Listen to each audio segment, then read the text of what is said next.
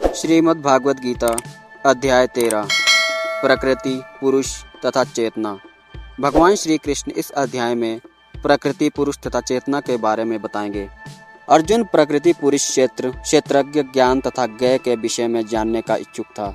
जब उसने इन सबों के विषय में पूछा तो कृष्ण ने कहा कि यह शरीर क्षेत्र कहलाता है और इस शरीर को जानने वाला क्षेत्रज्ञ है। यह शरीर बुद्धिजीवी के लिए कर्म क्षेत्र है। बुद्धिजीव इस संसार में बंधा हुआ है और वह भौतिक प्रकृति पर अपना प्रभुत्व प्राप्त करने का प्रयत्न करता है। इस प्रकार प्रकृति पर प्रभुत्व दिखाने की क्षमता के अनुसार उसे कर्म क्षेत्र प्राप्त होता है। यह कर्म क्षेत्र शरीर है। और यह शरीर क्या है? शरीर इंद्रियों से बना हुआ है। बुद्धिजीव इंद्रिय तृप्ति चाहता है और इंद्रिय तृप्ति को भोगने की क्षमता के अनुसार ही उसे शरीर या कर्म क्षेत्र प्रदान किया जाता है। इसलिए बुद्धिजीव के लिए यह शरीर क्षेत्र अथवा कर्म क्षेत्र कहलाता है। अब जो व्यक्ति अपने आप को शरीर मानता है वह क्षेत्रज्ञ कहलाता है। क्षेत्र तथा क्षेत्रज्ञ अथवा शरीर और शरीर के ज्ञाता देही का अंतर समझ पाना कठिन नहीं है। कोई भी व्यक्ति यह सोच सकता है कि बाल्यकाल से वृद्धावस्था तक उसमें अनेक परिवर्तन होते रहते हैं, फिर भी वह व्यक्ति वही रहता है। इस प्रकार कर्म क्षेत्र के ज्ञाता तथा वास्तविक कर्म क्षेत्र में अंतर है। एक बुद्धिजीवी यह जान सकता है कि वह अपने शरीर में भिन्न है। प्रारंभ में ही बताया गया है कि दहिनो अस्मिन, जीव शरीर के भीतर है और यह शरीर बालक से किशोर, किशोर से तरुण और तरुण से वृद्ध के रूप में बदलता जाता है। शरीरधारी जानता है कि शरीर परिवर्तन हो रहा है। स्वामी स्पष्ट क्षेत्रज्ञ है। कभी कभी हम सोचते हैं कि मैं सुखी हूँ, मैं पुरुष हूँ, मैं स्त्री हूँ, मैं कुत्ता हूँ, मैं बिल्ली हूँ। ये ज्ञाता की शारीरिक उपाधियाँ हैं, लेकिन ज्ञाता शरीर से भिन्न होता है।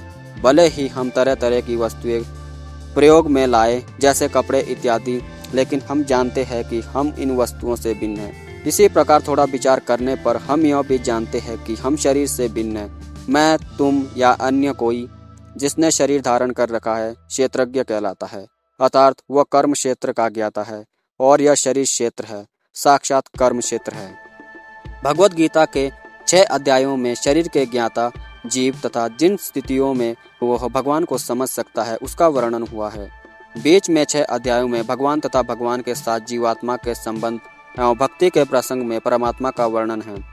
इन अध्यायों में भगवान की श्रेष्ठता तथा जीव की अधीनस्था की निश्चित रूप से परिभाषा की गई है। जीवात्माएं सभी प्रकार से अधीन है और अपनी विस्मृति के कारण वे कष्ट उठा रही है। जब पुण्य कर्मों द्वारा उन्हें प्रकाश मिलता है तो वे विभिन्न परिस्थितियों में यथा आर्त, धनहीन, जिज्ञासु तथा ज्ञान पिपासु के रूप में भगवान के पास पहुंचती है। इसका भी वर्णन हुआ है। अब 13वें अध्याय से आगे इसकी व्याख्या हुई है कि किस प्रकार जीवात्मा प्रत्येक के संपर्क में आता है और किस प्रकार कर्म, ज्ञान तथा भक्ति के विभिन्न साधनों के द्वारा परमेश्वर उसका उद्धार करते हैं। यद्यपि जीवात्मा भौतिक शरीर से सर्वथा भिन्न है, लेकिन वह किस तरह उसमें संबंध हो जाता है इसकी भी व्याख्या की गई है। तो दोस्तों वीडियो में आगे चलते हैं। अर्जुन ने कहा, हे कृष्ण, मैं प्रकृति एवं पुरुष, भोक्ता, क्षेत्र एवं क्षेत्रज्ञ तथा ज्ञान एवं ज्ञेय के विषय में जानने का इच्छुक हूँ। श्री भगवान ने कहा, हे कुंती पुत्र, यह शरीर क्षेत्र कहलाता है और इस क्षेत्र को जानने वाला क्षेत्रज्ञ है। हे भरतवंशी, तुम्हें ज्ञात होना चाहिए कि मैं भी समस्त शरीरों में ज्ञाता भी हूँ और इस शरीर तथा इसके ज्ञाता को जान लेना ज्ञान कहलाता है, ऐसा मेरा मत है। अब तुम मुझसे यह सब संक्षेप में सुनो कि कर्म क्षेत्र क्या है, यह किस प्रकार बना है, इसमें क्या परिवर्तन होते हैं, यह कहाँ से उत्पन्न होता है, इस कर्म क्षेत्र को जानने वाला कौन है और उसके क्या प्रभाव है। विभिन्न वैदिक ग्रंथों में विभिन्न ऋषियों ने कार्यकलापों के क्षेत्र तथा उन कार्यकलापों के ज्ञाता के ज्ञान का वर्णन किया है। इसे विशेष रूप से वेदांत सूत्र में कार्य कारण के समस्त तर्क समेत प्रस्तुत किया गया है। पंच महाभूत, अहंकार, बुद्धि, अव्यक्त, तीनों गुणों की प्राकट्य अप्रकट्य अवस्था, 10 इंद्रियां तथा मन, 5 इंद्रिय विषय, इच्छा, द्वेष, सुख दुख, संघात, जीवन के लक्षण तथा धैर्य, इन सब को संक्षेप में वर्णन का क्षेत्र तथा उसकी अंत क्रियाएं विकार कहा जाता है। विनम्रता, दंभहीनता, अहिंसा, सहिष्णुता, सरलता, प्रामाणिक, गुरु के पास जाना, पवित्रता, स्थिरता, आत्मसंयम, इंद्रिय तृप्ति के विषय का परित्याग, अहंकार का अभाव, जन्म, मृत्यु, वृद्धा अवस्था तथा रोगों के दोषों की अनुभूति, वैराग्य, संतान, स्त्री, घर तथा अन्य वस्तुओं की ममता से मुक्ति, अच्छी तथा बुरी घटनाओं के प्रति संभाव, मेरे प्रति निरंतर अनन्य भक्ति, एकांत स्थान में रहने की इच्छा, जन समूह से बिलगाव, आत्म साक्षात्कार की महत्ता को स्वीकारना तथा परम सत्य की दार्शनिक खोज, इन सबों में ज्ञान घोषित करता हूँ और इसके अतिरिक्त जो भी है वह सब अज्ञान है। अब मैं तुम्हें ज्ञेय के विषय में बतलाऊंगा, जिसे जानकर तुम नित्य ब्रह्म का आस्वादन कर सकोगे। यह ब्रह्म या आत्मा जो अनादि है और मेरे अधीन है, इस भौतिक जगत के कार्य कारण से परे स्थित है। उनके हाथ, पांव, आंखें, सिर तथा मुंह तथा उनके कान सर्वत्र है। इस प्रकार परमात्मा सभी वस्तुओं में व्याप्त होकर स्थित है। परमात्मा समस्त इंद्रियों के मूल स्रोत है, फिर भी वे इंद्रियों से रहित है। वे समस्त जीवों के पालनकर्ता होकर भी अनासक्त है।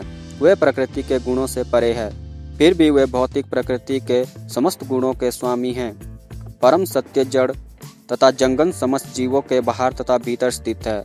सूक्ष्म होने के कारण वे भौतिक इंद्रियों के द्वारा जानने या देखने से परे है। यद्यपि वे अत्यंत दूर रहते हैं, किंतु हम सबों के निकट भी हैं। यद्यपि परमात्मा समस्त जीवों के मध्य विभाजित प्रतीत होता है, लेकिन वह कभी भी विभाजित नहीं है। वह एक रूप में स्थित है।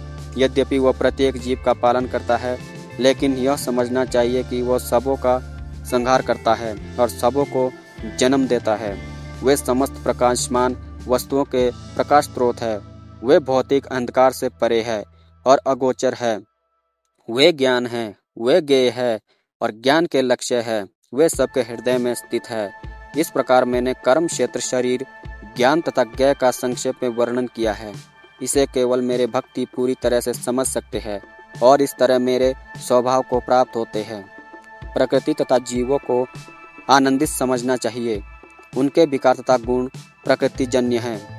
प्रकृति समस्त भौतिक कारणों तथा कार्य परिणामों की हेतु कही जाती है और जीव पुरुष इस संसार में विविध सुख दुख के भोग का कारण कहा जाता है।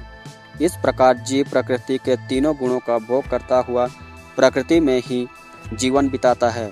यह उस प्रकृति के साथ उसकी संगति के कारण है। इस तरह उसे उत्तम तथा अधम योनियां मिलती रहती है। तो भी इस शरीर में एक अन्य दिव्य भोक्ता है जो ईश्वर है, परम स्वामी है और साक्षी तथा अनुमति देने वाले के रूप में विद्यमान है और जो परमात्मा कहलाता है। जो व्यक्ति प्रकृति, जीव तथा प्रकृति के गुणों की अंतक्रिया से संबंधित इस विचारधारा को समझ लेता है, उसे मुक्ति की प्राप्ति सुनिश्चित है। उसकी वर्तमान स्थिति चाहे जैसी हो, यहाँ पर उसका पुनर्जन्म नहीं होगा। कुछ लोग परमात्मा को ध्यान के द्वारा अपने भीतर देखते हैं, तो दूसरे लोग ज्ञान के अनुशीलन द्वारा और कुछ ऐसे हैं जो निष्काम कर्म योग द्वारा देखते हैं। ऐसे भी लोग हैं जो यद्यपि आध्यात्मिक ज्ञान से अवगत नहीं होते, पर अन्य पर परम पुरुष के विषय में सुनकर उसकी पूजा करने लगते हैं। ये लोग भी प्रामाणिक पुरुषों से श्रवण करने की मनोवृत्ति होने के कारण जन्म तथा मृत्यु के पथ को पार कर पाते हैं। हे भरतवंशियों में श्रेष्ठ अर्जुन, यह जान लो कि चर तथा अचर जो भी तुम्हें अस्तित्व में दिख रहा है, वह कर्म क्षेत्र तथा क्षेत्र के ज्ञाता का संयोग मात्र है। जो परमात्मा को समस्त शरीरों में आत्मा के साथ देखता है और जो यह समझता है कि इस नश्वर शरीर के भीतर ना तो आत्मा न ही परमात्मा कभी भी विनिष्ट होता है, वही वास्तव में देखता है। जो व्यक्ति परमात्मा को सर्वत्र तथा प्रत्येक जीव में समान रूप से वर्तमान देखता है, वह अपने मन के द्वारा अपने आप को भ्रष्ट नहीं करता। इस प्रकार वह दिव्य गंतव्य को प्राप्त करता है। जो यह देखता है कि सारे कार्य शरीर द्वारा संपन्न किए जाते हैं, जिसकी उत्पत्ति प्रकृति से हुई है, और जो देखता है कि आत्मा कुछ भी नहीं करता, वही यथार्थ में देखता है। जब विवेकवान व्यक्ति विभिन्न भौतिक शरीरों के कारण विभिन्न रूपों को देखना बंद कर देता है और यह देखता है कि किस प्रकार से जीव सर्वत्र फैले हुए हैं, तो वह ब्रह्मबोध को प्राप्त होता है। शाश्वत दृष्टि संपन्न लोग यह देख सकते हैं कि अविनाशी आत्मा दिव्य, शाश्वत तथा गुणों से अतीत है। हे अर्जुन, भौतिक शरीर के साथ संपर्क होते हुए भी आत्मा ना तो कुछ करता है और ना लिप्त होता है।